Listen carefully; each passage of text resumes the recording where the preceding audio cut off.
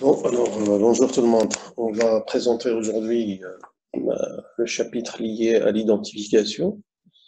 L'identification constitue un processus clé pour l'accès au système et à l'accès aux ressources d'une manière générale.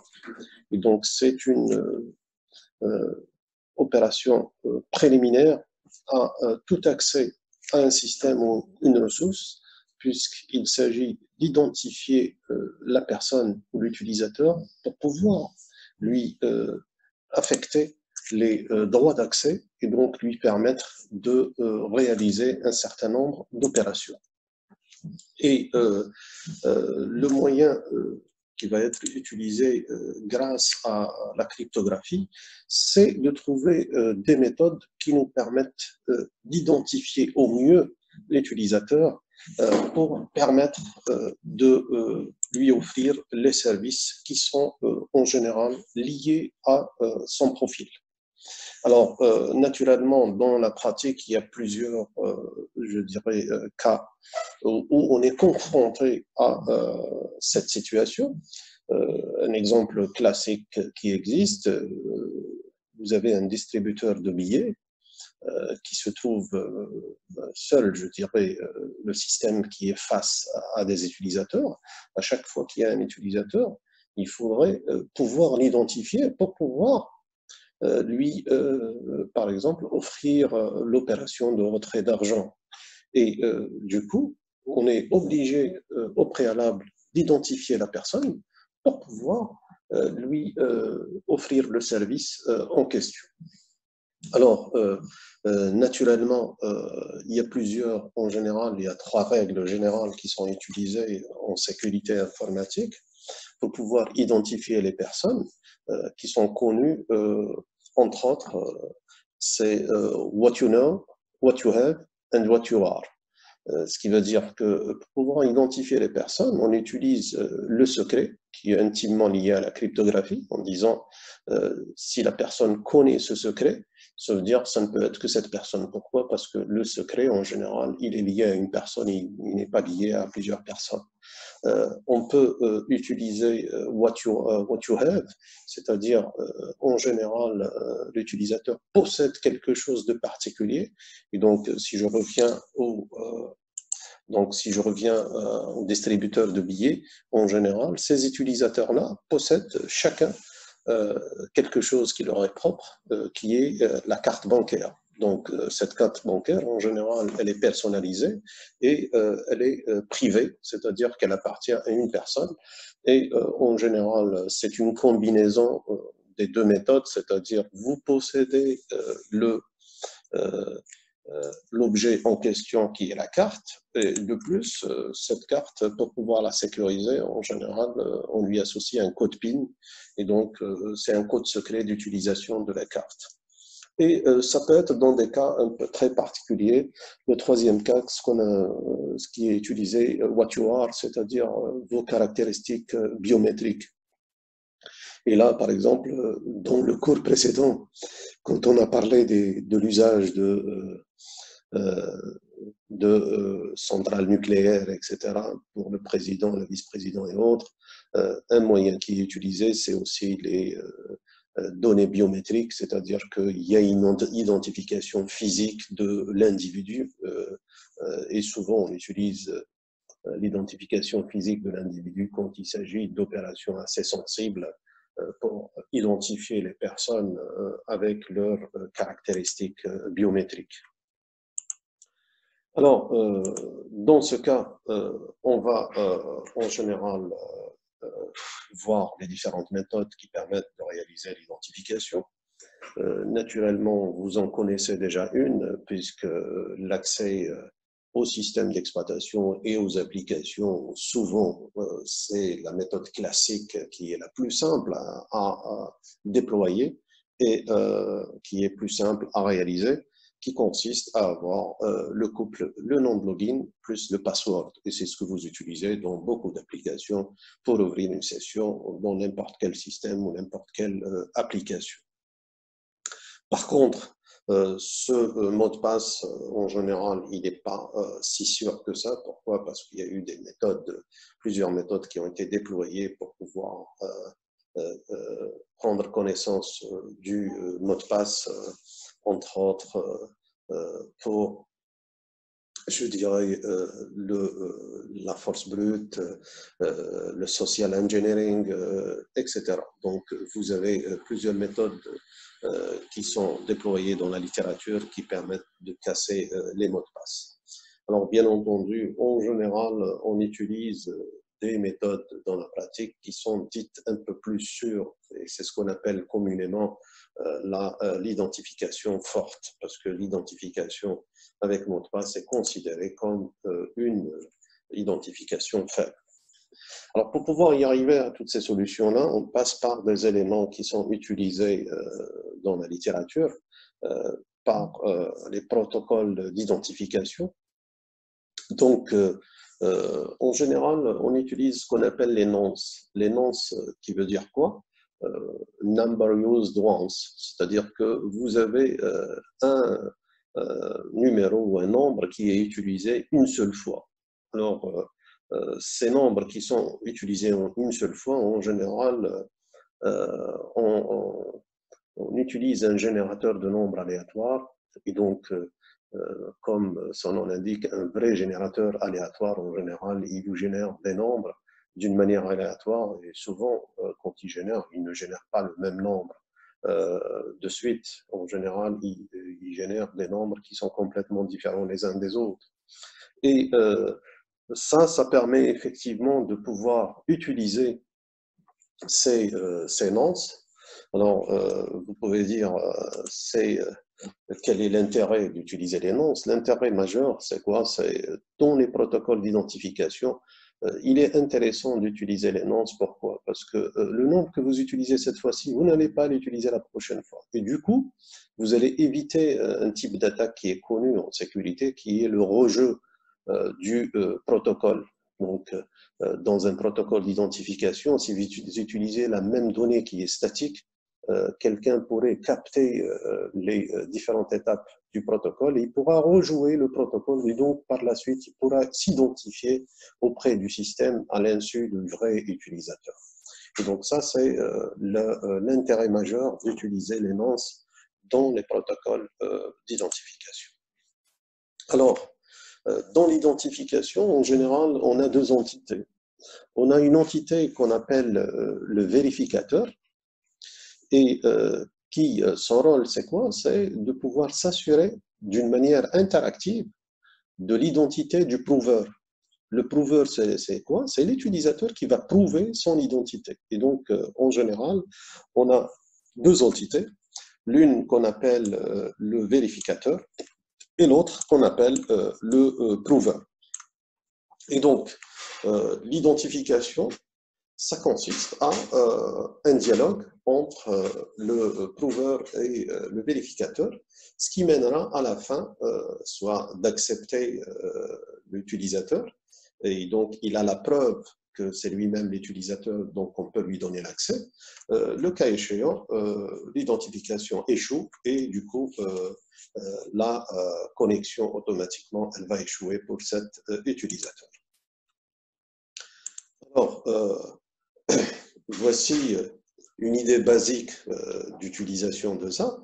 Donc, regardez si vous avez Alice qui est le prouveur et Bob qui est le vérificateur. Donc, Alice, ce qu'elle peut faire, une idée simple, c'est de choisir un nonce, donc qu'on appelle NA, indicé par A, pour dire le nonce provient de A. Donc, dans la réponse, B transforme NA en utilisant une primitive cryptographique.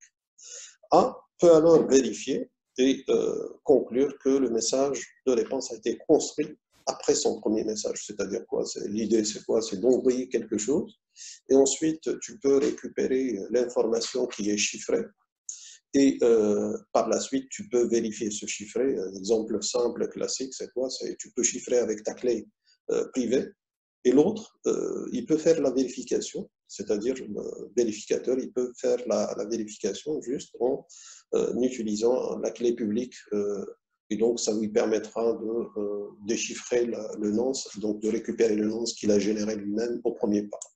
Donc ça, c'est comme idée de base pour vous donner un peu l'allure des protocoles d'identification. Alors on va utiliser par la suite un ensemble de notations qui vont nous servir dans les protocoles d'identification.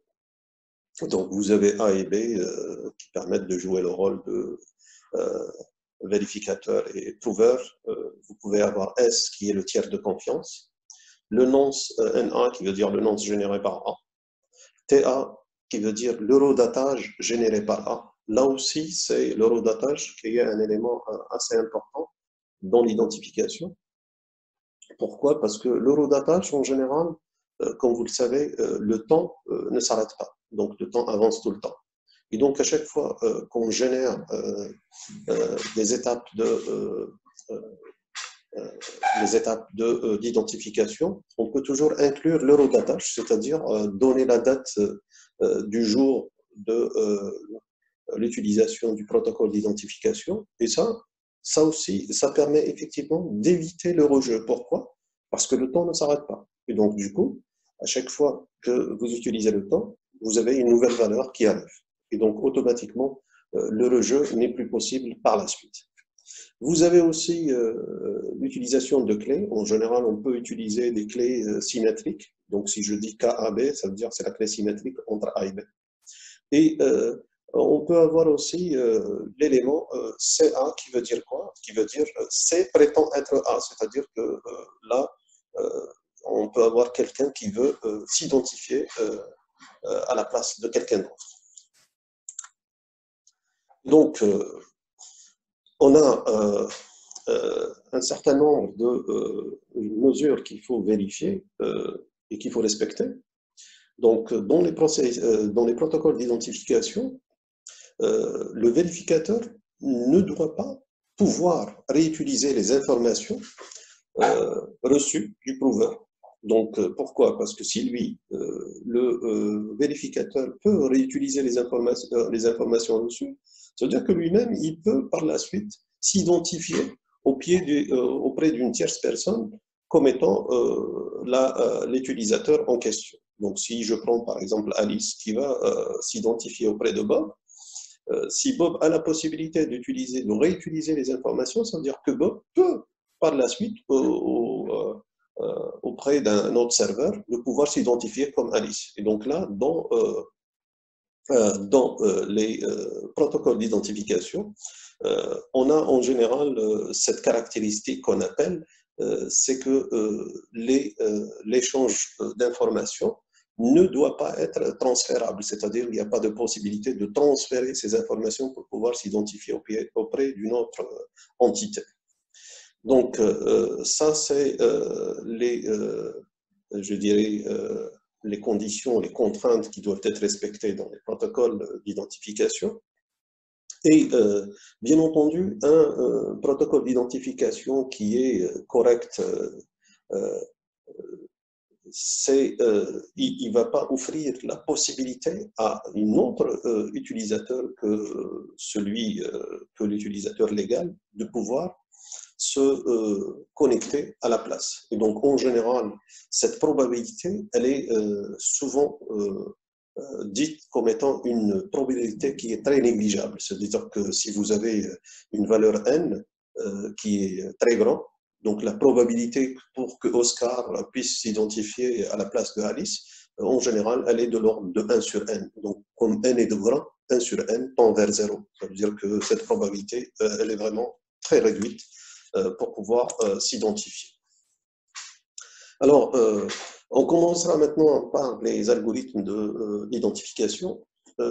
J'avais dit que la première méthode que vous connaissez tous, c'est l'identification par un mot de passe. Alors, donc l'identification basée sur les mots de passe, ça c'est connu, c'est de partager un secret. Et donc, la preuve, c'est quoi? C'est que vous connaissez le secret, et c'est comme ça que vous pouvez vous identifier. Naturellement, ensuite, des différentes attaques qui ont pu avoir lieu, et des méthodes d'attaque pour casser les mots de passe, ce qu'on appelle communément les crackers. Donc, automatiquement, cette méthode a été classée comme étant une méthode à identification faible. Pourquoi? Parce qu'on peut toujours la casser. Alors, il y a eu une tentative aussi d'améliorer un peu cette méthode, sauf qu'elle présente un certain nombre d'handicaps pour son utilisation pratique. Cette méthode, ce qu'on appelle le schéma de l'import. Le schéma de l'import, c'est quoi? C'est qu'au départ, le prover, donc, qui veut se connecter auprès d'un serveur, l'idée, c'est quoi? C'est qu'il a un secret M, donc, et il se met en accord avec le serveur pour l'utilisation d'une fonction de hachage. Alors, ils vont choisir une valeur donnée qui est T. Donc, T, ça peut être 100, ça peut être 1000, etc. T, en général, désigne le nombre de connexions possibles qui peuvent être réalisables sur la base du secret M.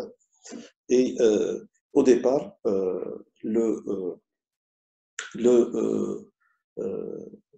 prover, donc il choisit M, et ensuite, le serveur, qu'est-ce qu'il fait? Il va calculer la quantité HT qui est égale à H à la puissance T de M. Alors, H à la puissance T de M, c'est quoi? Ce n'est autre que la composition de T fois de la fonction de hachage H. Ce qui veut dire H de H de H de H de H, etc. Donc, T fois de M. Et donc, il va sauvegarder ça sur le serveur. Donc, à chaque fois que le demandeur de connexion il veut se connecter, qu'est-ce qu'il fait? Tout simplement, il va, la première étape, comme la valeur qui est sauvegardée, c'est h à la puissance t de m. Donc, l'utilisateur, qu'est-ce qu'il fait? Il va calculer ht-1 de m. Puisqu'il connaît m, il connaît h, il connaît t de départ. Donc, lui, qu'est-ce qu'il fait? Il va décrémenter le t. Donc, il va mettre t égale à t-1 et il va calculer h de t-1 de m. Alors, à l'arrivée, le serveur, qu'est-ce qu'il fait? Tout simplement, la quantité qu'il va recevoir, c'est-à-dire h de t-1 de m, il va lui appliquer h. Et donc, ça va devenir ht de m.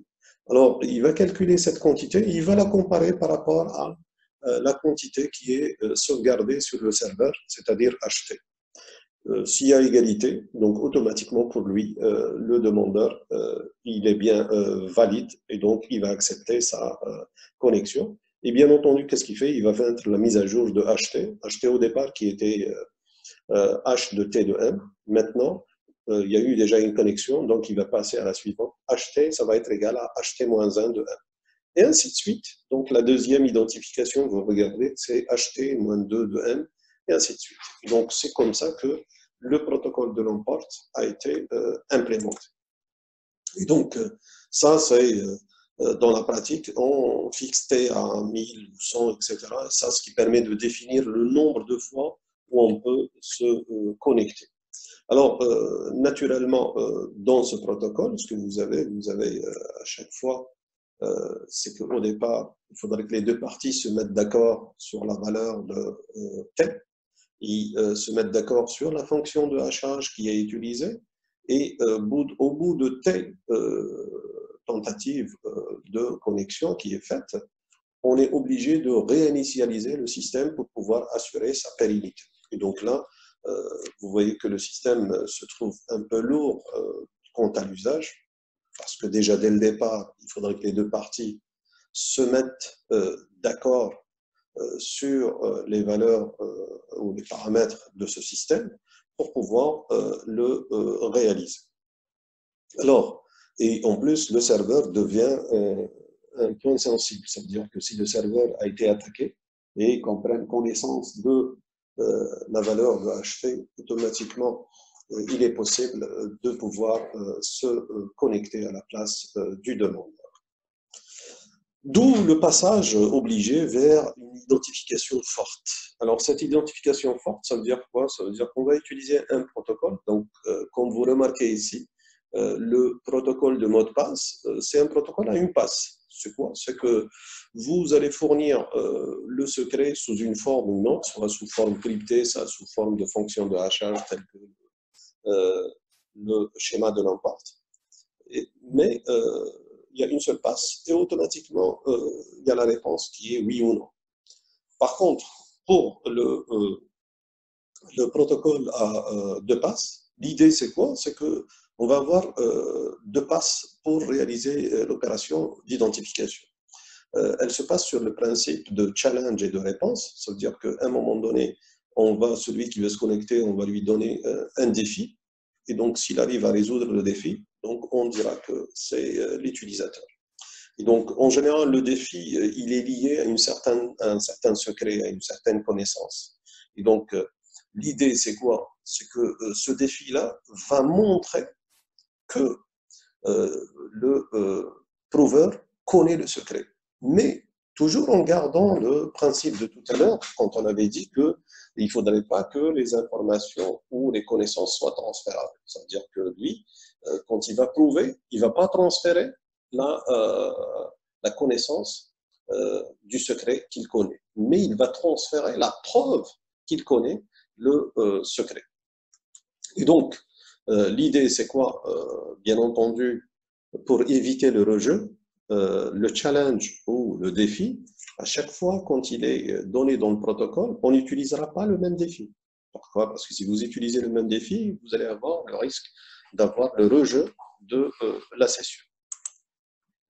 Alors, on peut avoir plusieurs manières de faire les choses. On peut avoir une identification qui est basée sur une clé secrète, comme on peut avoir sur la base de la clé publique qui peut être utilisée. Donc, en général, le secret de Alice, c'est quoi? C'est sa clé privée. Donc, pour pouvoir démontrer son identification, elle le prouve grâce à l'usage de sa clé secrète. Et donc, elle ne va pas dévoiler sa clé secrète, mais elle va le prouver grâce à l'usage de sa clé secrète. Un exemple classique, c'est quoi? De l'usage de la clé secrète, c'est ce qu'on a vu dans les chapitres précédents, c'était la signature numérique. Donc, on signe en général grâce à l'usage de la clé secrète. Alors, voici un exemple, identification par signature. Donc, en général, ça se fait en deux étapes. Donc, si Alice veut se connecter et veut s'identifier auprès de Bob, Bob, qu'est-ce qu'il va faire? Ben, tout simplement, son challenge, c'est quoi? Il va lui envoyer un message aléatoire. Donc, il va prendre un message aléatoire et il va lui fournir le message. Alors, Alice, elle va lui prouver effectivement que elle est bien Alice. Donc, une manière de faire, c'est quoi? C'est qu'elle va calculer une valeur qu'on a nommée ici S. S, c'est quoi? Donc, elle va prendre le message, elle va le chiffrer avec la clé publique de Bob, et elle va signer le message M. Et du coup, elle va envoyer cette quantité.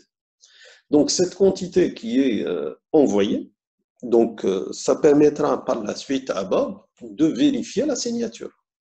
Donc, on a vu les procédés de vérification de la signature qui permettent de dire que la signature, elle est liée au message M. Donc, lui, il a reçu le message M qui était chiffré par sa clé publique. Il va prendre connaissance de M juste en faisant le déchiffrement grâce à sa clé privée. Donc, il obtient M. Ensuite, il vérifie la signature de M. S'il voit qu'il y a l'égalité, ça, il va attester que effectivement, c'est bien Alice qui a signé ce message. Et donc, pourquoi? Parce que seule Alice possède la clé secrète. Donc, personne d'autre ne possède la clé secrète. Et donc, automatiquement, il est sûr que c'est Alice qui était l'expéditeur. Pourquoi? Parce que l'usage de la clé secrète, ou la clé privée, on sait que la clé privée, elle est liée à un utilisateur. Et donc, seul l'utilisateur propriétaire qui connaît cette clé secrète. Et donc, de la sorte, on arrive à identifier Alice. Alors, bien entendu, la signature, elle donne de l'assurance. Pourquoi? Rappelez-vous, on avait dit que la signature, elle n'était pas falsifiable, que la signature, n'est pas réutilisable. Pourquoi? Parce que chaque message a sa signature. Et donc là, on ne peut pas avoir la même signature pour les différents messages. Donc on ne peut pas réutiliser cette signature. Et bien entendu, vous avez l'usage du message qui a été utilisé. Donc la réponse donnée par Alice permettra de vérifier que voici ma signature par rapport au message qui a été utilisé. Et donc, de l'autre côté, on sait que la signature, elle n'est pas, elle peut pas être reniée, c'est-à-dire que Alice ne peut pas renier avoir signé parce qu'elle est la seule à pouvoir signer ce message. Alors, on peut utiliser un truc par déchiffrement. Ça, c'est quand Bob et Alice partagent une même clé secrète. Donc, l'idée, c'est quoi? C'est que Bob, il va générer un message aléatoire, il va le chiffrer. Et à la réception de ce message, comme Alice connaît le secret partagé avec Bob, ce qu'elle peut faire, elle peut tout simplement déchiffrer ce message et le réenvoyer vers Bob. Bob, ce qu'il pourra faire, c'est de vérifier que le message qu'il a reçu à la deuxième passe est typiquement le même que le message qu'il a généré lui-même à la première passe. Parce que regardez, dans la première passe, c'est Bob qui génère M, mais il ne fournit pas M. Ce qu'il fournit, il fournit le chiffrement de M. Et donc, seul Bob connaît M. Et donc, par la suite, Alice a pu connaître M. Pourquoi? Parce qu'elle a pu déchiffrer le message qu'elle a reçu. Et donc, automatiquement, c'est un moyen de l'identifier. Donc, ça, c'est pour les différentes... ça, c'est, vous avez plusieurs cas qui nous permettent effectivement de réaliser l'identification par clé symétrique. Alors, en général, ce qui est fait, c'est l'usage des nonces, c'est-à-dire que pour pouvoir donner plus d'assurance de part et d'autre, les partenaires utilisent des nonces. Donc, regardez dans le troisième cas, qui permet d'être le cas le plus général, c'est que lors de l'identification, c'est que le premier génère un nonce et il l'envoie à la deuxième partie. La deuxième partie, ce qu'elle va faire, elle-même, elle va reprendre ce nonce et elle va le chiffrer grâce à la clé secrète partagée entre les deux.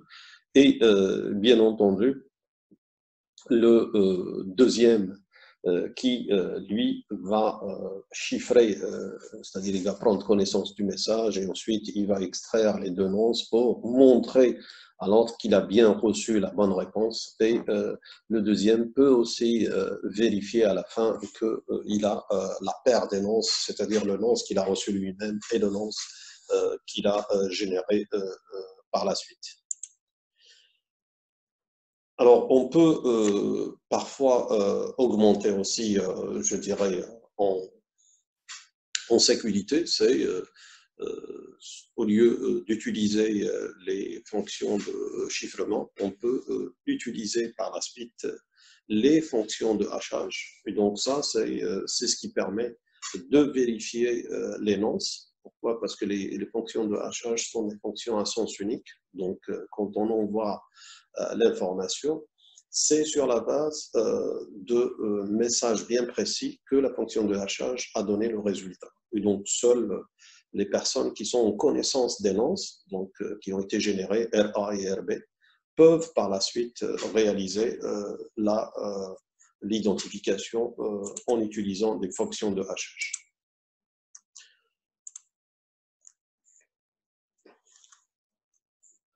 Alors, en général, dans ces protocoles, donc vous regardez, c'est souvent c'est l'utilisation des nonces qui peut être intéressante, mais parfois elle a des limites. Ça veut dire que des fois, si on utilise uniquement les nonces, c'est que cette information, elle peut être utilisée par la suite, particulièrement si on prend le commerce électronique.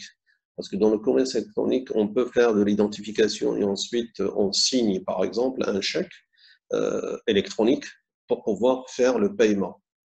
Et donc, ce chèque électronique pour faire le paiement, c'est que celui qui le reçoit, il peut le prendre pour le réutiliser plusieurs fois. Et donc là, au lieu que Alice va payer la facture une fois, il va essayer de lui faire payer ça plusieurs fois. Alors, un moyen d'éliminer ce scénario-là, c'est l'usage de la datation. C'est-à-dire que à un moment donné, quand on envoie les informations, il s'agit de mettre une date au niveau de l'information. Et on sait que la date, c'est une date qui est liée à une période bien précise. Et donc, tu ne peux l'utiliser que dans cette période-là. Au-delà, tu ne peux pas utiliser cette même période. Donc, c'est comme ça qu'on arrive à protéger encore davantage l'identification. Alors, dans ce principe, c'est quoi? C'est qu'on utilise en général un service de datation.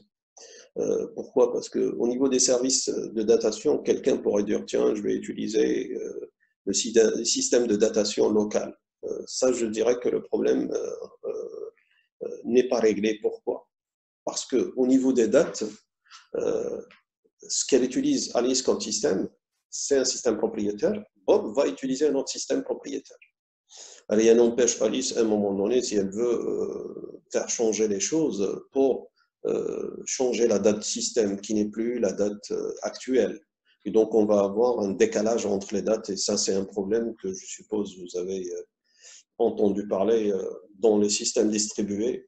C'est un problème qui est connu du problème de l'eurodatage. Donc, en général, pour résoudre le problème, c'est d'utiliser un serveur de datation qui, lui, a une seule date qui est partagée entre les différents partenaires. Et c'est comme ça qu'on arrive à régler le problème de la date entre les différents utilisateurs. Alors, ici, on va utiliser un système par la suite d'identification. Donc, en utilisant un tiers de confiance. Donc, ce tiers de confiance, c'est lui qui permet je dirais, de donner de l'assurance entre les partenaires qui veulent avoir un processus d'identification. Donc là, comme vous voyez, on a deux partenaires, Alice et Bob, et on a Ivan, qui est le tiers de confiance, qui partage, bien entendu, des clés secrètes avec Alice et avec Bob. Alors, l'idée, c'est quoi? C'est l'identification, c'est un peu l'exemple qu'on a déjà vu dans TD, dans la gestion des clés. Et donc, Alice, Ivan va jouer le rôle d'intermédiaire, et donc il permet par la suite de mettre en confiance Alice et Bob pour une session à un moment donné. Donc, c'est typiquement l'exercice qu'on a déjà vu avec la gestion des clés. Alors, bien entendu, le problème qui risque de se poser ici, c'est quoi? C'est, à un moment donné, on peut utiliser les nonces directement, mais si on veut avoir plus de sécurité, c'est qu'Alice et Bob doivent utiliser la signature, leur propre signature, et donc ce qui permettra de ne pas pouvoir autoriser Ivan à pouvoir réutiliser les données de Alice et de Bob pour se faire passer pour l'un comme l'autre. Alors, par la suite, de plus en plus, le numérique qui prend de l'espace et il prend de place prépondérante. Alors, automatiquement, il y a des applications qui, de plus en plus, deviennent très répandues, mais de l'autre côté aussi, qui deviennent très sensibles. Alors, on était obligé de passer par des protocoles qui sont dits à identification forte et mieux encore avec une propriété qu'on appelle le zero knowledge. Le zero knowledge, c'est quoi? C'est des protocoles d'identification qui ne permettent pas de transférer de l'information entre les partenaires. Ça veut dire qu'on a principalement l'échange de preuves de la connaissance, mais sans pour autant je dirais, transférer la connaissance. C'est-à-dire que ce qui existe exactement, c'est un moyen de prouver la connaissance sans pour autant la transférer. Alors, bien entendu, pour réaliser ça, le protocole devient un peu plus complexe et donc c'est un protocole qui devient à 3 étapes.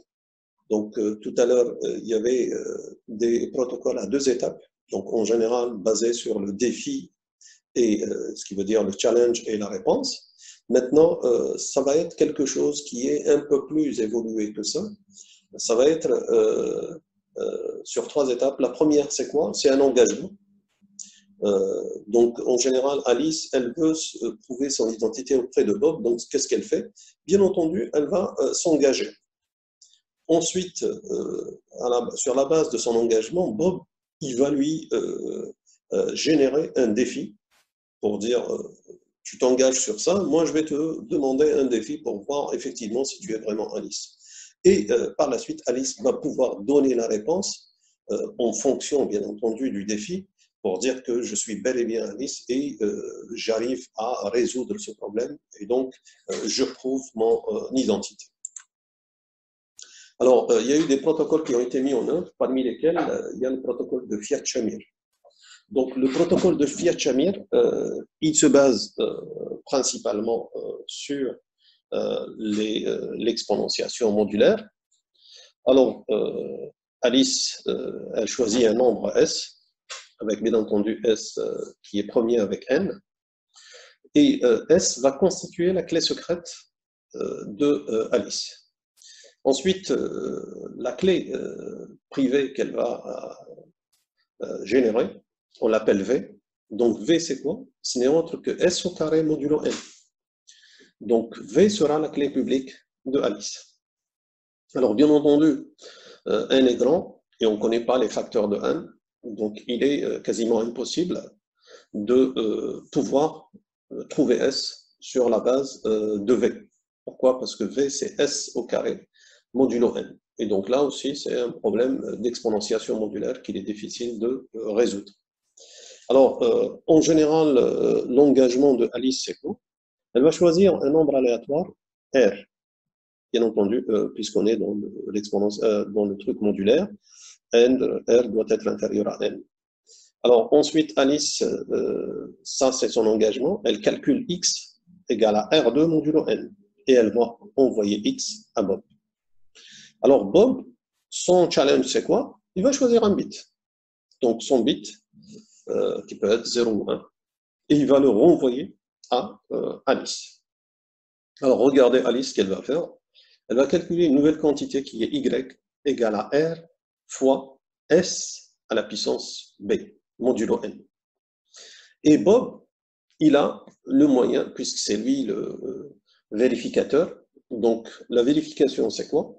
Ben, tout simplement, il va calculer Y au carré, et il faudrait que Y au carré soit égal à X fois V à la puissance B, modulo N. Donc, s'il y a égalité, donc lui, il est sûr que c'est Alice qui a répondu. Donc, vous allez me dire, pourquoi on va faire ça? Ben, tout simplement, Bob, il va calculer Y2. Pourquoi? Parce que Y2, ça va engager les deux paramètres. Regardez, ça engage l'engagement de Alice, tel qui a été calculé dans l'étape 2, et ça engage aussi le challenge qui a été envoyé par Bob, qui est B. Alors, automatiquement, quelqu'un qui ne connaît pas, regardez, celui qui ne connaît pas le secret, parce que Alice, elle a pu faire ça, parce qu'elle connaît le secret S. Regardez, dans le calcul de Y, c'est R, c'est son challenge, son engagement au départ. Ensuite, S, c'est quoi? Ce n'est autre que le secret de Alice. B, c'est quoi? Ce n'est autre que le défi de Bob. Et donc, sur la base de ces éléments, elle a pu calculer Y. Et bien entendu, ce Y, il suffit de le mettre au carré. Vous allez voir que si vous mettez ça au carré, c'est quoi? C'est R au carré. R au carré, c'est quoi? Ce n'est autre que X. Et voilà. S, c'est le secret. Donc, S au carré, c'est quoi? C'est le facteur V qu'on a calculé plus haut. Parce que S au carré est égal à V. Donc là, ce qui donne V, et bien entendu le B qui va rester le même, c'est celui qui est envoyé par Bob. Donc ça, c'est ce qui permet de donner le protocole de Kirchhamir, comment il est utilisé. Alors, si vous analysez cette, je dirais, ce mécanisme, quelqu'un qui ne connaît pas le secret S, est-ce qu'il a une chance de se faire passer pour Alice, à votre avis?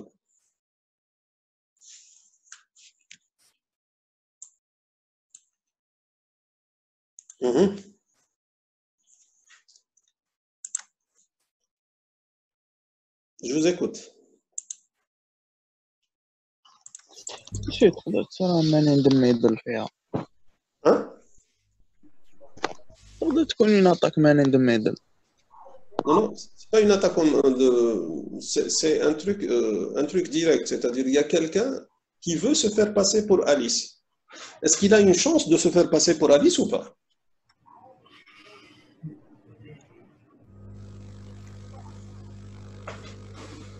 Ben, ici, d'après l'algorithme, si vous analysez l'algorithme, vous allez voir que le challenge de Bob, c'est quoi? C'est B, qui est un bit. Or, le bit, il peut prendre les valeurs 0 ou 1. Donc, dans le cas où le bit est égal à 1, quelqu'un qui ne connaît pas le secret, il peut se faire passer pour Alice. Pourquoi? Parce qu'il peut calculer directement, je dirais, le Y. Le Y, il va le prendre directement comme étant les valeurs. Le X, il suffit de capter la valeur de X qui passe sur le réseau. Et ensuite, le V, c'est la clé publique. Donc, il va utiliser la clé publique, il suffit de calculer la valeur X fois V. Mais combien de, je dirais, de probabilités qui existent pour qu'il puisse se faire passer pour Alice? Ben, la probabilité, c'est la probabilité du challenge. Le challenge, c'est quoi? C'est B, qui peut être 0 ou 1. Donc 0 ou 1, la probabilité, c'est 50%. Ça veut dire qu'il a une chance sur deux de pouvoir se passer pour Alice. Alors, on s'est rendu compte du problème. Et comme vous voyez ici, ce protocole en général, quand il est exécuté, ben, il va être exécuté n fois. Donc pourquoi on le fait comme étant n fois? Parce qu'à chaque étape, l'utilisateur il a une chance sur deux de se faire passer. Mais si tu fais le protocole, tu vas le réexécuter n fois, l'utilisateur il aura 1 sur 2 à la puissance n. Pourquoi? Parce qu'à chaque étape, c'est 1 sur 2. Donc 1 sur 2 fois 1 sur 2 fois 1 sur 2, ça vous donne 1 sur 2 à la puissance n. Et donc là, ce qui vous donne une probabilité de 1 sur 2 à la puissance n, qui est plus n augmente, la probabilité, ça va descendre énormément. Et donc, dans des cas pratiques de Fiat-Shamir, comment qu'il est appliqué? Alors, en général, ce qu'on fait, on va décomposer la clé publique en 4 clés publiques. Et bien entendu, le secret, c'est SK secret. Et bien entendu, le challenge, ce n'est plus un challenge d'un bit, mais plutôt de K bits.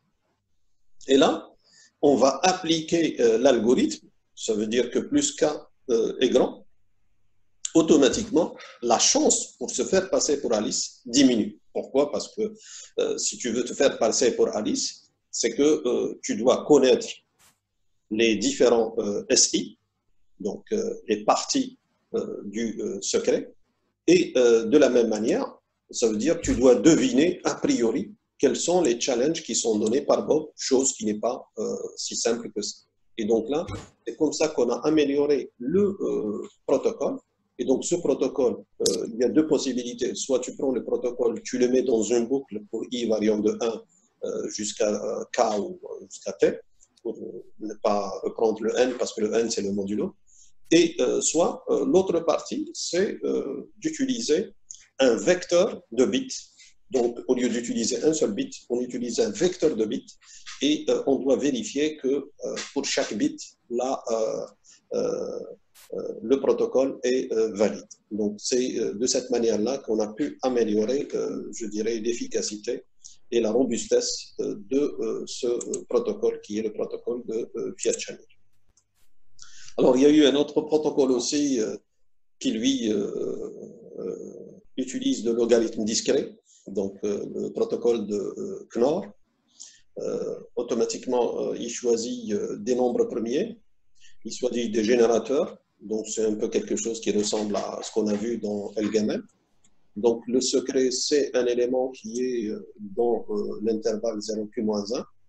Il va calculer une clé publique sur la base de la clé secrète. Donc regardez, A est égal à G à la puissance moins A modulo P, qui est rendu comme étant une clé publique. Et par la suite, le protocole s'exprime sous cette forme-là. Donc Alice qui donne son engagement, c'est un K, et elle va calculer le grand K qui est égal à G à la puissance K modulo P. Donc elle envoie la valeur de K. Bob, son challenge, c'est quoi? C'est un nombre aléatoire pris entre 0 et Q-1. Et à l'arrivée, Alice, elle va calculer K, donc c'était son engagement, plus AR, A fois R. Rappelez-vous, le A, c'est le secret de Alice, et elle va envoyer cette valeur. Le vérifieur, qu'est-ce qu'il fait? Il va calculer que la première valeur K, elle doit être égale à G à la puissance Y fois A à la puissance R. Donc là, il suffit de remplacer. Vous allez trouver que G à la puissance Y, c'est quoi? C'est G à la puissance K plus AR. Et A, c'est quoi? Ce n'est autre que G à la puissance moins A. Donc, vous allez trouver G à la puissance moins AR, de l'autre côté G à la puissance AR qui vont s'éliminer. Donc, ce qui va donner G à la puissance K. G à la puissance K, ce n'est autre que le grand K qui a été envoyé au départ. Alors, un troisième élément, qui est le protocole connu de Guillot-Quisquater. Donc, ce protocole il est mis en œuvre à la suite de l'apparition des cartes à puce. Alors, le principe, c'est d'utiliser des modules RSA et d'utiliser des clés publiques et des clés privées selon le modèle suivant. Vous avez une clé secrète qui est choisie. Et la clé publique, c'est quoi? C'est grand A qui est égal à A à la puissance moins E. Donc, ce que vous avez un tiers de confiance, et donc l'autorité de confiance, elle fournit un module RSA avec N et un exposant E. Et quand on calcule, il suffit de choisir un secret A, et on va le mettre à la puissance moins E. Donc, la clé publique, c'est E. Et ça permettra d'avoir la clé publique qui sera utilisée dans le protocole. Donc le protocole, il s'exprime ainsi, c'est toujours un engagement au départ. Alice va fournir son engagement et par la suite, elle va calculer K, le grand K qui est égal à K à la puissance E, et Bob qui va répliquer avec un défi qui est R, compris entre 0 et E-1. Et par la suite, Alice va calculer Y qui est égal à K fois A à la puissance R. Ben, le vérifieur, qu'est-ce qu'il va faire? Il va vérifier la quantité, c'est-à-dire la première quantité qui a été reçue. Est-ce qu'elle est égale à Y à la puissance E fois A à la puissance R? Là aussi, il suffit de remplacer les valeurs. Vous allez trouver qu'effectivement, cette égalité est vérifiée, bien entendu, si on garde tous les éléments. Or, Alice, regardez ici, elle avait son secret, qui est le A. Donc, si elle ne connaissait pas le secret, elle ne pourrait jamais calculer cette valeur. Elle connaît bien entendu son engagement, qui est le K, et le R, qu'elle a pris connaissance de Bob. Et c'est comme ça qu'elle arrive à calculer cette information. Donc, si ce n'était pas Alice, il est impossible de trouver cette valeur. Pourquoi? Parce que quand le A, c'est un problème qui est difficile. Regardez, le A, c'est un secret, et la clé publique, c'est quoi? C'est A. A qui est égal à petit a à la puissance moins E. Donc ça, c'est le problème du logarithme discret, qui on sait que c'est un problème qui est difficile à résoudre, donc on ne peut pas trouver le A qui a pu générer le grand A. Et donc ça, c'est ce qui donne l'algorithme qui est le plus utilisé. Alors aussi, de la même manière pour cet algorithme, dans la pratique, ce qu'on fait, on utilise cet algorithme N fois. Ça veut dire que ce qui existe, ces protocoles qui sont implémentés particulièrement pour les lecteurs de cartes à puce, automatiquement, il y a une génération de nombres aléatoires et vérifié toujours avec le contenu de la carte.